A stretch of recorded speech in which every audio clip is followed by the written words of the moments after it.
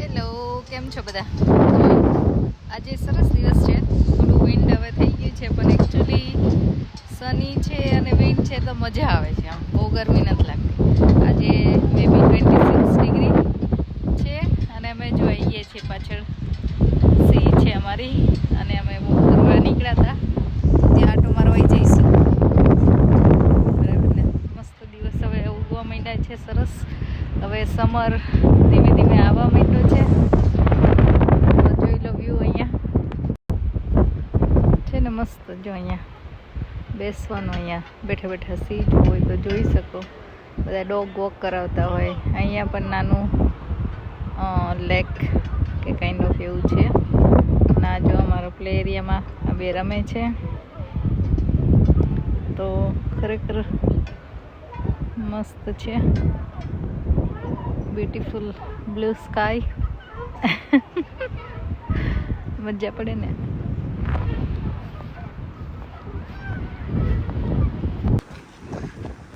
આજે અમે થોડો અલગ રસ્તો લીધો બુશમાંથી, હે ને.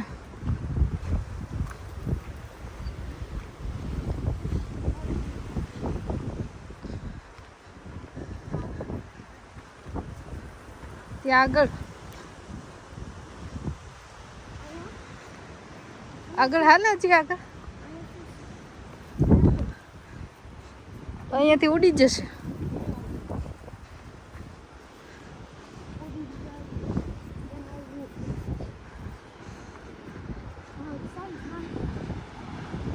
હા, મસ્ત સેન્ડ છે ને.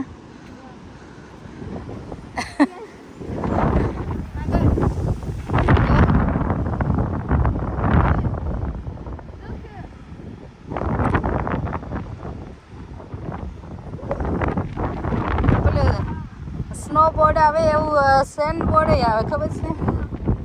એવું લઈ દેવાનું અહીંયા.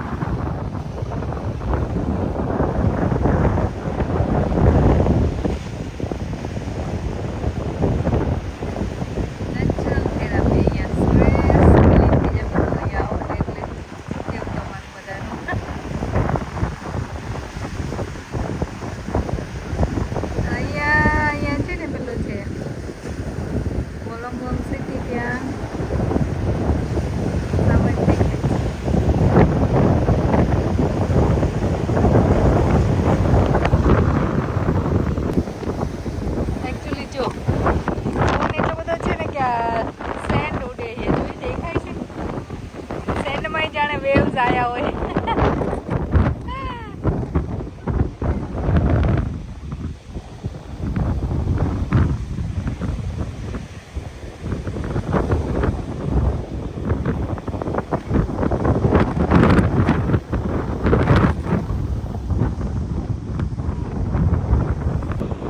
જો દરિયા કિનારે આવે ત્યારે કોને કોને આ બધું વીણવું ગમે? શંખલા આપણે નાના હતા ત્યારે બહુ વીણતા હતા એકચ્યુઅલી. આ જો અલગ અલગ આ કુદરતમાં આવીએ ને ત્યારે આ કુદરતી નજારો બહુ જોવા ગમે. બરાબર ને? અહીંયા સરસ અલગ અલગ વસ્તુ છે. આ શું છે એકચ્યુઅલી?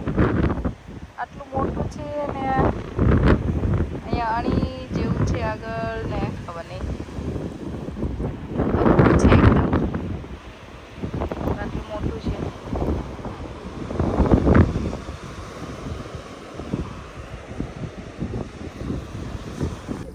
જો એકચ્યુઅલી ખાલી માણસને પીવાનું પાણી નથી અહીંયા આવતું. અહીંયા પણ અહીંયા જો ડોગી એ પી શકે. અહીંયા ભરી શકો આમ. એટલે તમારે ડોગ હોય તો ડોગ પણ અહીંયા પાણી પી શકે. એવું સરસ સુવિધા છે. બોલો, આ શાવર ને પગ ધોવાનું તો છે જ અહીંયા. તો જો બસ ફરીને આવી ગયા ઘરે આવીને કિચનમાં, અને મેં લઈ લીધું છે ઓનિયન, ગાર્લિક, કેરટ અને પેપર અલગ અલગ. મે બી તમે કેબેજ પણ યુઝ કરી શકો, પણ લેટ્સ સી. તો આજે બનવાના હતા એન્ચિલાડા. એના માટે મેં પ્રિપેર કર્યું હતું મેં ઓઇલ લઈ લીધું છે અને આપણે બધા વેજીટેબલ્સ એમાં સોતે કરવાના છે. મેં થોડી કોર્ન, સ્વીટ કોર્ન પણ એડ કરી છે. તો આ બધા જ વેજીટેબલ તમારે લઈને સોતે થવા દેવાના છે. સોતે થઈ જાય એટલે સરસ થોડા સોફ્ટ થવા માંડે પછી આપણે એમાં કિડની બીન્સ કે રાજમા, બોઇલ કરેલા રાજમા એડ કરવાના છે. અહીંયા તમે રાજમા અથવા તો બ્લેક બીન્સ, પિન્ટો બીન્સ તમારે જે યુઝ કરવું એ કરી શકો છો. હવે આપણે એમાં થોડો પેપ્રિકા, થોડો હર્બ્સ ને બધું એડ કરવાનું છે. અને મેં થોડો શું કહેવાય ટાકો મસાલો પણ એડ કરી દીધો છે. તો આ બધી વસ્તુ આપણે ફ્લેવર દેવા માટે તો હું કોઈ આપણા નોર્મલ મસાલા યુઝ નથી કરતી. તો આ મેં મિક્સ હર્બ્સ એડ કર્યા છે, ટાકો, ચીલી ફ્લેક્સ, ટાકો મસાલો અને થોડું પેપ્રિકા એડ કર્યું છે. હવે મીન વાઇલ આપણે એક સોસ પણ બનાવવાનો છે જે એન્ચિલાડામાં યુઝ થાય. તો મેં ટોમેટો પ્યોરી લીધી હતી, એમાં ખાલી હર્બ્સ મેં એડ કર્યા છે અને બસ બીજું કાંઈ એડ કર્યું નથી. તો તમે જોઈ શકો છો મેં ચીલી ફ્લેક્સ અને મિક્સ હર્બ્સ, ઇટાલિયન હર્બ્સ જે આવે મિક્સ, એ બે વસ્તુ મેં એડ કરી છે. ઓફકોર્સ સોલ્ટ ટેસ્ટ પ્રમાણે એડ કરવાનું છે અને થોડી વાર થીક થાય ત્યાં સુધી એને ઉકળવા દેવાનું, બધું પાણી થોડું ઓછું થઈ જાય એવું. અને હવે આ બાજુ જે બધા વેજીટેબલ્સ લઈ લીધા હતા સોતે થઈ ગયા, એમાં રાજમા એડ કર્યા, એમાં હવે આપણે રાઈસ એડ કરીશું. તો મોસ્ટલી બધા એન્ચિલાડામાં રાઈસ પણ યુઝ કરતા હોય છે. તમે અવોઇડ કરી શકો છો, તમારે યુઝ કરવા હોય તો કરી શકો છો. તો મેં થોડા રાઈસ એડ કર્યા છે.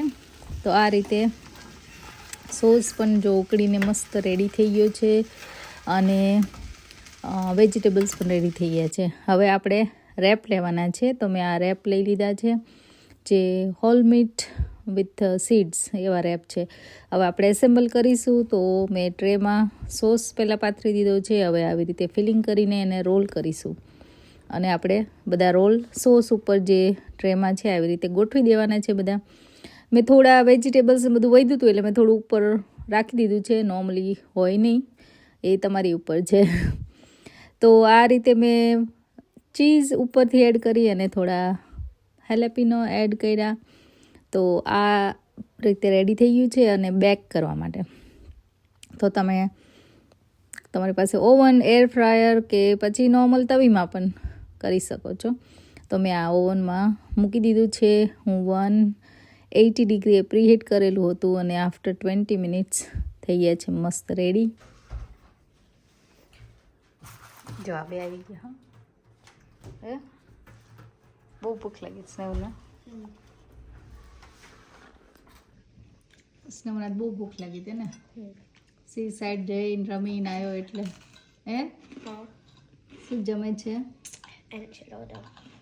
કેવા લાગ્યા? સરસ. ક્યારની સ્મેલ આવતી કા? ચાંદને બાથરૂમમાં સ્મેલ આવી? એ કેવા બન્યા છે? યમી. એ તમે કીધું ત્યારે ખબર પડી એન્ચિલાડા છે. મને એમ તો લઝાનિયા છે.